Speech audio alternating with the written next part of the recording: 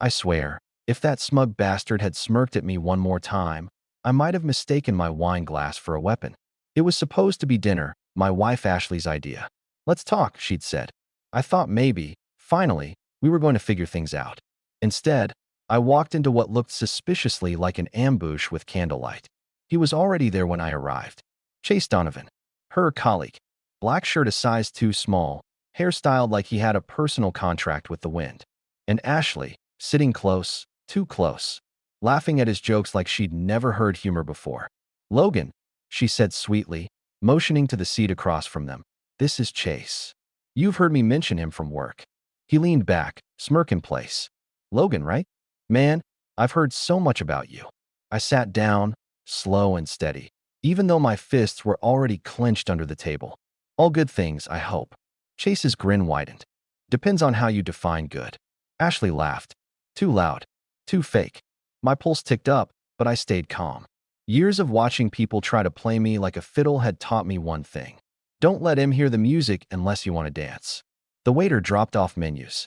Chase didn't touch his. Just leaned forward, eyes locked on me like we were in some kind of Western standoff.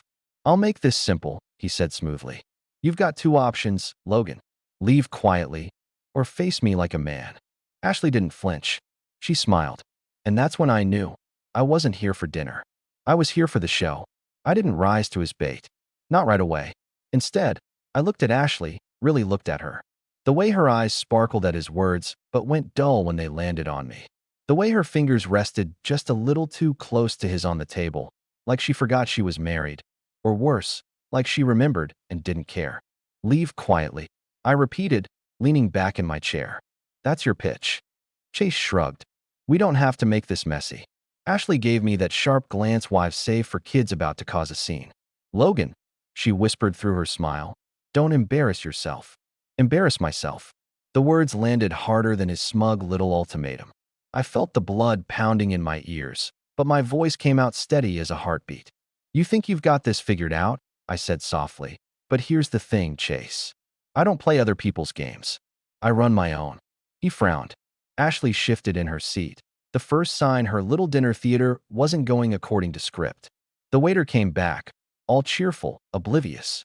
Ready to order? Not hungry, I said, standing up slowly. Ashley's hand shot out. Logan, sit down. I leaned down just enough for her to hear me over the chatter of the restaurant. You wanted a performance tonight? Careful. The reviews can get ugly. And then I walked out. Not storming, not slamming chairs, just gone. Because here's the thing. The best way to scare a woman like Ashley isn't to explode. It's to go quiet. By the time I pulled into the driveway at home, the house felt like it had been scrubbed clean of me. My slippers, my coffee mug, the photo from our beach trip she always meant to reframe. All gone. Not stolen. Removed. I didn't leave a note. Didn't even leave the scent of my cologne on the pillow. She wanted me humiliated? I'd give her silence instead. And silence, I promise you, is far louder than shouting. The next morning, she called. Once. No voicemail. No text. No apology. Just a missed call, like maybe she dialed by accident or wanted credit for trying. I didn't answer. I was too busy watching the footage. See, what Ashley didn't know, what Chase would definitely call paranoid if he were smarter, was that I'd installed a small security camera months ago, hidden inside a smoke detector in our living room. At first, it was for packages, break-ins. Rational stuff. But over time, it became something else. You don't install a hidden camera unless part of you already knows. So I sat there in my rented apartment, black coffee in hand, watching the night before. Watching Ashley come home alone, still wearing that white dress with red wine stains like a battle trophy. She waltzed into the house like nothing happened, set her heels by the door, opened a bottle of Pinot and drank straight from it. Then she picked up her phone, turned on speaker, and called someone. Not me. Hey, she purred. He bit the bait. Stormed off like a child. Pause. A chuckle. No, he didn't swing. He left. Totally humiliated. I almost feel bad. Almost. My fingers tightened around the mug. Ceramic creaked. She walked barefoot into the kitchen, humming. Yeah. He's too proud to come back. It's done. You can stay the night tomorrow. Then she said the name. Not Chase. Someone else. Ethan. I paused the video. Rewound. Played it again. Ethan. A name I hadn't heard since her marketing seminar in Denver. The one where she missed her flight back and stayed an extra night to rest. Guess she wasn't resting. That's when I knew Chase wasn't the guy. Chase was the distraction. A decoy. A smug little puppet to draw my attention while Ethan pulled the real strings. Smart move, Ashley. Dirty, but smart. Too bad you were playing checkers. And I've always played chess. They say the worst thing a man can do when his wife cheats is to lose his temper. I disagree. The worst thing a man can do is nothing at all. Because silence isn't weakness. It's calculation. Ashley thought she had me cornered. In her mind, I was the discarded husband, pride bruised, ego shattered, tail between my legs. That's the narrative she wanted. What she didn't know was that while she was busy writing her little script, I'd already started producing my own show. The first step wasn't confrontation. It was confirmation. Who was Ethan? I started with her phone bill. Not because I had access. I didn't. But I knew Ashley's habits like I knew the back of my own hand. She was organized, borderline obsessive when it came to paper trails. She kept everything: receipts, statements, tax returns dating back a decade. And in that neat little filing cabinet in the study, the one she assumed I'd never touch, sat our wireless plan records. I flipped through until I found the newest statement. And there he was, Ethan Carter, a number she'd dialed 47 times in the past month alone. Not just calls, late-night calls. One at 1:13 a.m. lasted 53 minutes. Another at 11:47 p.m. for an hour and a half. My wife hadn't talked to me that long in years. I didn't get angry. I smiled. Because now the picture was clearer. I Googled him. Ethan Carter, 39, VP of sales at a logistics firm downtown. Divorced. No kids. A public LinkedIn profile that screamed, "I drink overpriced whiskey and brag about it." He had the look, jawline, tailored suits, that successful but single vibe women in midlife crises eat up. And there it was, right on his profile photo, the watch. The silver one Ashley had circled in a catalog 2 months back, pretending it was just casual browsing. I had planned on buying it for her anniversary gift. Turns out, she got to admire it early. Piece by piece, the puzzle clicked together. But here's the thing about puzzles. Some pieces look like they fit until you see the whole picture. So I started digging deeper. The following Friday, Ashley had another work late excuse. I didn't argue. Just kissed her on the cheek like the doting husband she believed me to be and watched her pull out of the driveway. 5 minutes later, I was tailing her. Not close enough to spook her, just steady, 2 cars behind. She drove with the kind of confidence only a liar has, humming to the radio, one hand tapping the steering wheel. She pulled into the Grandview Hotel. Not a dive, not flashy, just upscale enough for people who wanted to feel classy about doing something dirty. She didn't see me park across the street. I sat there, engine off, watching her. She stepped out of the car in a black dress I'd never seen before. Short, tight. The kind she always claimed was too much when I suggested she wear something fun for our nights out. Guess Ethan had different standards. She walked in like she owned the place. And 10 minutes later, he showed up. Ethan, taller than I expected. Smooth, confident. He kissed her right there in the lobby. No hesitation. Like I didn't exist. Like I never existed. That should have been the moment I snapped. Should have been the scene where I stormed in, fists swinging, voices raised, drama spilling into the street. But I didn't move. I just pulled out my phone, zoomed in, and snapped the photo. Then another. Then one more for good measure. Proof. Cold, undeniable proof. I leaned back in my seat and let out a slow breath. Now I had everything I needed. The next week, Ashley was sugar sweet. She made pancakes on Wednesday. Left a note in my lunch bag on Thursday. Love you, babe. Smiley face and all. It was almost funny how hard she tried to play both sides. At night, I lay awake listening to her breathing, steady and false beside me, while I mapped out the next move. Revenge isn't loud. It's not dramatic. Real revenge? It's quiet, clean, surgical. By Friday, I was ready. I walked into the bank at 9 a.m. sharp. Not our usual branch. A different one, across town. Sat down with a new advisor, polite smile plastered on my face. Transferred half our joint savings into an account in my name only. Not illegal. I'd been the one funding that account for years. She never contributed. That afternoon, I called an old friend from college, a real estate lawyer who owed me a favor. I need some paperwork drawn up, I said. Confidentially. By the end of the day, I had forms ready to go. Ashley still thought she was winning. Still thought I was licking my wounds, nursing my pride. She had no idea the ground under her feet was already shifting. Saturday night, she dressed up. Hair curled, lipstick bright red. Girls' night, she claimed. We'll probably hit a couple of wine bars.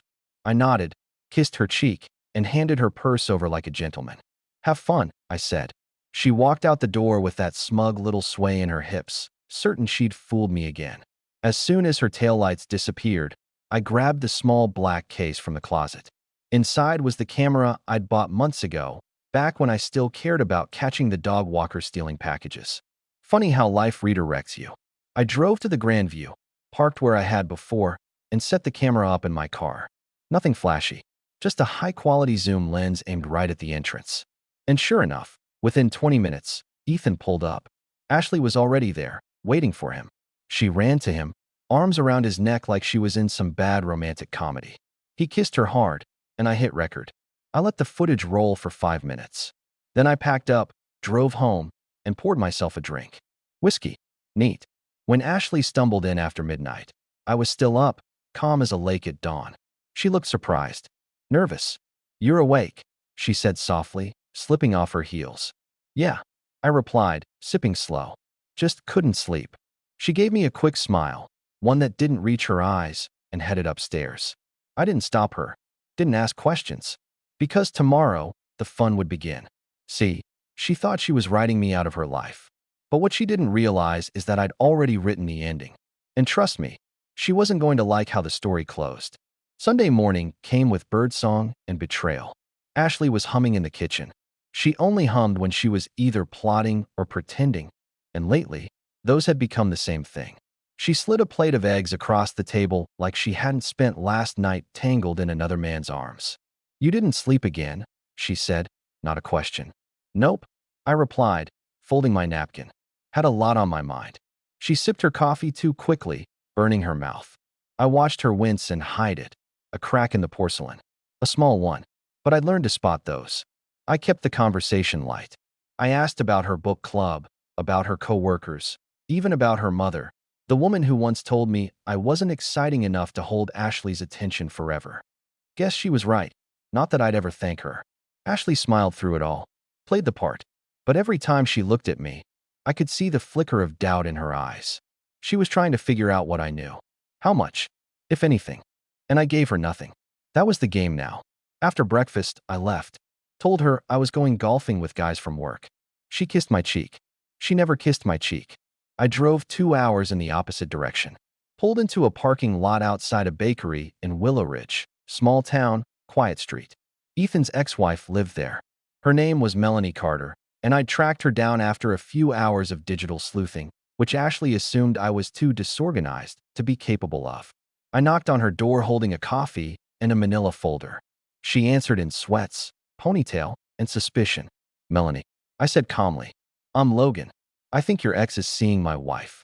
Her face didn't change, but her grip on the door tightened. You're not the first, she said. I won't be the last either, I replied, holding out the folder. But maybe we can stop being the middle. Inside, she listened, barefoot, cross-legged on a couch that had clearly seen better days. 2 kids' drawings taped to the fridge behind her. One of them said best mommy ever in shaky crayon. That alone told me all I needed to know. She was the collateral damage Ethan had already stepped over once. He told me Ashley was just a fling, Melanie muttered, flipping through the photos I'd taken. Said he wasn't going to wreck another home. I shrugged. You believe him? No, she said. But I wanted to. There it was, honesty. I hadn't tasted it in months. Melanie handed back the folder. What's your plan? I smiled. This is where it starts. That night, I acted like nothing had happened. We watched a movie. She put her head on my shoulder. I didn't flinch. Ashley was comfortable again, too comfortable. She didn't know I'd already created a private folder on the cloud. Photos, videos, dates, logs. I wasn't gathering evidence to confront her. No, I was building a story, hers. And when the time came, she'd hear it read aloud. But before that, I needed to test something. The next day, I dropped a name. Ethan Carter, I said casually over lunch. Didn't you mention him once? Guy from your Denver trip. Her fork froze midair. I don't think so, she said too quickly. I tilted my head. Weird. Must have been someone else. The name just popped up on a work email. Sales guy. Thought he sounded familiar. She laughed. Hi, Brittle. Yeah, no? Doesn't ring a bell. There it was. The lie. Confirmed. Documented. Beautiful. The following Thursday, I made the first incision. Babe, I said as she walked into the bedroom. You might get an email from our bank. I made a few updates to the joint account. Updates. Her voice sharpened. Yeah, just moved some stuff around.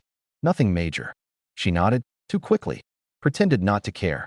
But I saw her checking her phone 15 minutes later, scrolling with the subtle desperation of someone looking for the bottom of a cliff. She didn't say a word. She wouldn't. Because in Ashley's world, confrontation only happened when she had the upper hand. Unfortunately for her, I'd changed the rules. The next few days, I played it like a symphony. I canceled the lawn service, the one Ethan had recommended just by coincidence. I started bringing home takeout from the Italian place she used to love, the one we stopped going to after her food poisoning incident, which just happened to coincide with her first conference out of town. I started staying late at work, locked my phone, set up a second number. I let her wonder. And then, I planted the seed. One evening, just before bed, I left my phone face up on the counter. A text buzzed in. Melanie C. Hey, thanks again. Let's meet Thursday. Same spot. Ashley saw it.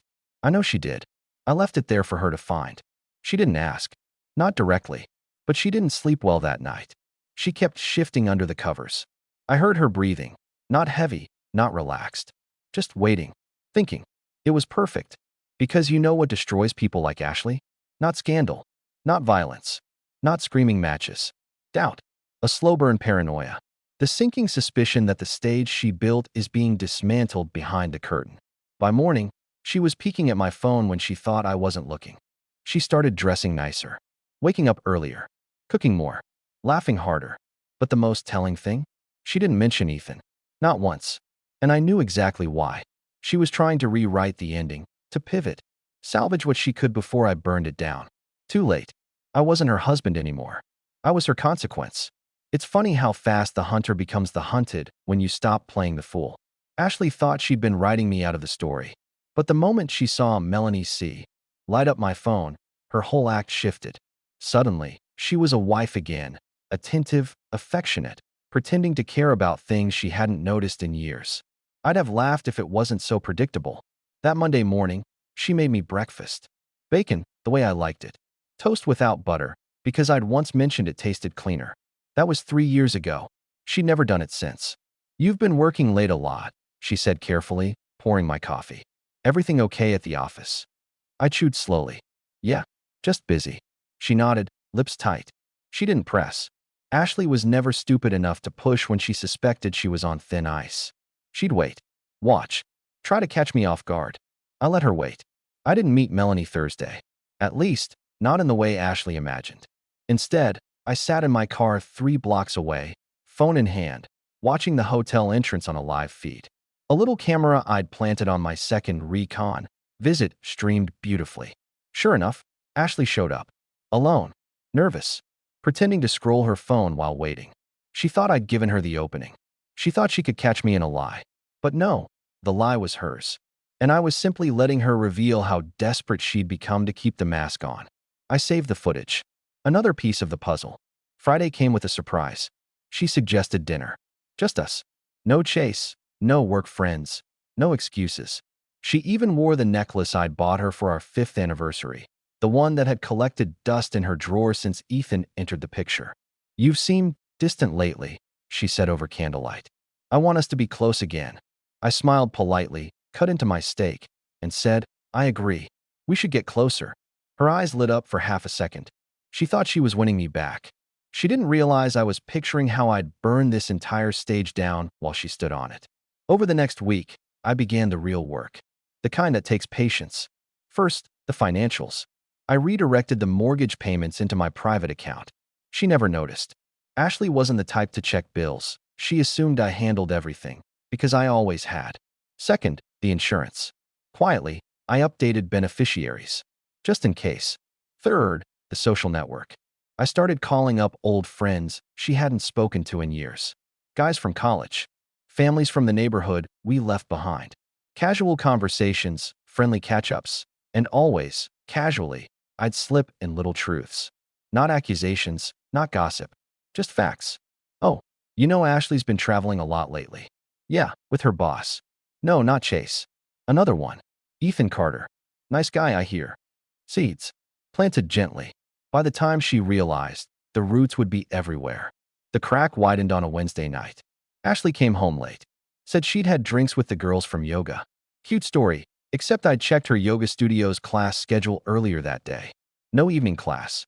I waited until she walked upstairs, then checked her car. The passenger seat smelled faintly of cologne. Not mine. When she came down in her robe, I was sitting at the kitchen table. Good class? I asked casually. She blinked. Yeah. We stayed late talking. Must have been a good talk. It was. I nodded, stood, kissed her cheek. Glad you had fun. And went to bed in the guest room. The silence that followed wasn't mine anymore. It was hers. By the weekend, I knew she couldn't take it. She was jumpy, checking her phone in the bathroom, glancing at me like she was waiting for the axe to drop. But I didn't swing it. I just kept living, calm and steady, while she unraveled.